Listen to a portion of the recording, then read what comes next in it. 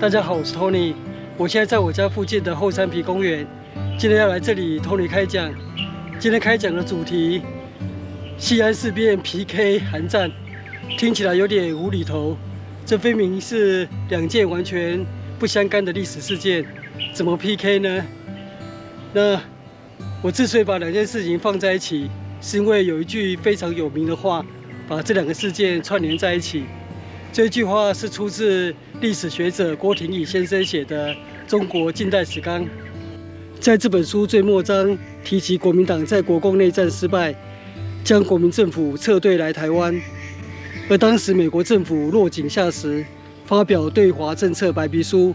强调不再介入国共内战。当时国民政府的局势风雨飘渺，后来韩战突然爆发，促使美国改变立场，转而支持在台湾的国民政府，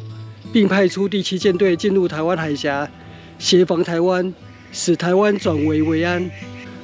郭廷义在中国近代史纲的结尾，以附注提到一件译文：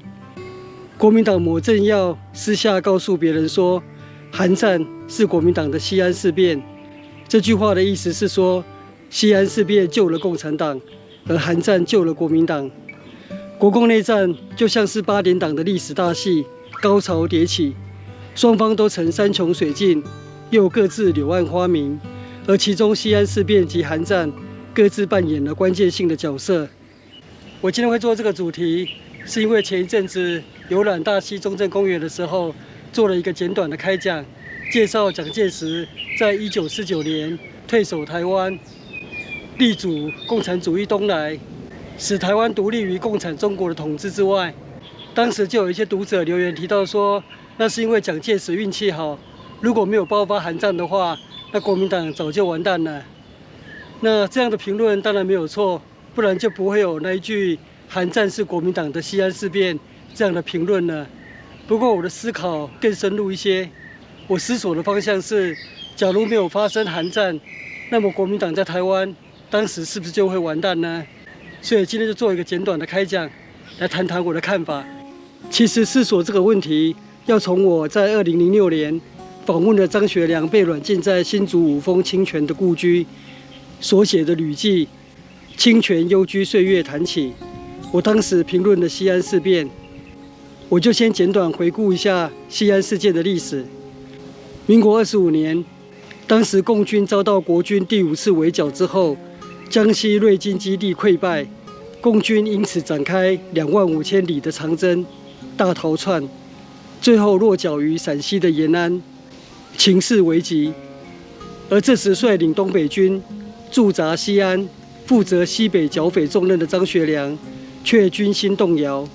传闻张学良私下与中共有所接触，当时蒋介石担心张学良剿共的意志动摇，于是亲自飞往西安督察事事。蒋介石抵达西安后，张学良向蒋力荐，要求停止内战，一致抗日，被蒋介石严厉拒绝。于是张学良发动兵谏，软禁蒋介石，提出停止内战的主张，史称西安事变。西安事变最后和平落幕，国共合作，共同抗日。然而张学良遭到军法审判，从此展开长达半个世纪的幽禁岁月。直到蒋介石去世，张学良到晚年才重获自由。不少历史学者及台湾的历史教科书都认为，倘若张学良没有发动西安事变，仍将在陕北的共军残余势力消灭，那么就不会有后来的大陆江山沦陷、中华人民共和国的成立了。西安事变改变了中国现代史，所以张学良成了历史罪人。蒋介石对于西安事变耿耿于怀，绝不肯原谅张学良，而中共高层则对张学良心存感念，每逢西安事件周年日都会举行纪念活动，并呼吁在台湾的国民党释放张学良。西安事变是否改变了中国现代史，也是有学者持不同的看法。他们认为，就算张学良认真的剿共，东北军也未必能够消灭共军。而我个人也是认同这样的看法。我曾读过一位历史学者对西安事变有耐人寻味的评论，他认为与其说西安事变改变了中国的现代史，不如说是西安事变成就了张学良特殊的历史地位。从后来的史料来看，即使张学良认真剿共，没有发动西安事变，东北军及蒋介石的部队未必能够彻底消灭共军。就此而言，张学良的历史地位或历史影响力其实是被高估了。我们就把对西安事变的思考带回到韩战，来思考一下，如果没有发生韩战，那么是否国民党在台湾就会完蛋呢？我的看法是，韩战对于当时台湾局势的影响，它的历史影响力其实是被高估了。为什么？因为蒋介石在选择以台湾作为复兴基地时，根本无法预测到未来会发生韩战，所以他当时做决策时，就纯粹是理性的思考，国军退守哪里才能够作为复兴基地，能够抵挡得住共军的攻势。蒋介石在做出退守台湾的决策时，当时国民党虽然败相已露，但仍然拥有长江以南的半壁江山。当时蒋介石是有很多的选择，例如四川就是选项之一。四川是天府之国，地大物博，也曾经是抗战的大后方，也是蒋介石非常熟悉的地方。而相反的，台湾的面积只有36000平方公里，蒋介石完全不熟悉这个地方，他只去过一次，就是民国35年，他飞去台湾参加10月25日举行的台湾光复1周年纪念活动。然而3个月之后，台湾就爆发228事件了。那么他对台湾的人心还会放心吗？假如你是蒋介石，那么你会选择四川还是台湾呢？如果不是事后诸葛的话，那我相信应该很多人会选择四川，而不是台湾了。为什么蒋介石最后选择了台湾？其实就是最重要的2个关键理由。第一个理由大家都知道，而第2个理由很多人不知道，或者是被后来的历史教科书给蒙骗了。第一个理由是台湾海峡，这是当时共军无法渡过的天险。1949年的时候，中共没有空军，也没有海军，所以无法取得台湾海峡的制空权，还有制海权。所以即使没有发生韩战，共军也渡不过台湾海峡。举例来说，1949年10月的古林头战役，共军虽然成功登陆金门，但后续的部队就无法顺利渡海，所以登陆的部队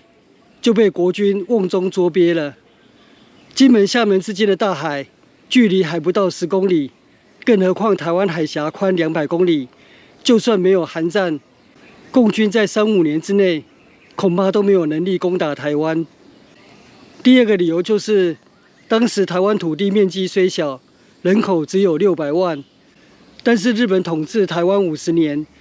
在台湾建立了很完整的农业、工业及交通的基础建设，足以成为复兴基地。所以，即使国民党在短期之内撤退了超过150万的军民来到台湾，台湾的土地仍然可以承受，而且持续成长。这是日本政府留给国民政府的宝贵资产。而当时中国各省遍布共产党的势力，唯独台湾共产党早已被日本政府彻底镇压。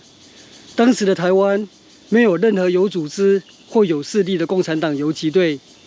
而当时的海南岛已有1万多名共产党游击队可以里应外合。至于四川的共军游击队，可能就数不清了。所以后来蒋介石更毫不犹豫地将海南岛的国军全数撤到台湾，而决定全心固守台湾了。日本人留给国民政府的宝贵资产，国民政府编写的历史教科书却不提及，反而抹黑。然而蒋介石心里当然很明白，有日本人在台湾经营50年的扎实基础，再加上台湾海峡的天险，台湾当然是复兴基地的首选。1950年，即使没有爆发韩战，国民党还是可以在台湾存活下来。就如同1936年，即使没有发生西安事变，共产党还是可以存活下来。西安事变、韩战这2个事件对于历史的影响，我的结论是，张学良的历史影响力被高估了，而蒋介石的历史影响力被低估了。当然，这样的见解，如果你不同意，也无需争辩，因为时光无法倒流，历史无法重演，你也无从验证我的看法是否正确。我只能建议大家，当你读历史时，对于不同的历史见解，与其去批判异己、争辩是非，不如敞开心胸，试着去欣赏不同的历史见解，来提升自己的历史见识。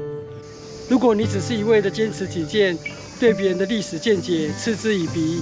那么你的历史见识就像水泥孔骨里一样凝固不动，就不会有所成长了。我今天的Tony开讲就在这边结束，谢谢收看，我们下次见，拜拜。